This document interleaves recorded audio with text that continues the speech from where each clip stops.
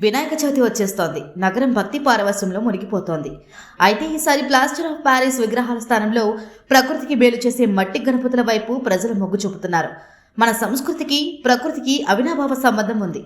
నేల, నీరు, చెట్టు, పుట్ట ఇలా ప్రకృతిలోని ప్రతి అంశాన్ని దైవంగా భావించి పూజించడం మన పూర్వీకుల నుంచి వస్తున్న ఆనవాయితీ. పురాణాల ప్రకారం పార్వతీదేవి నలుగుపిండితోనే గణపతిని సృష్టించింది.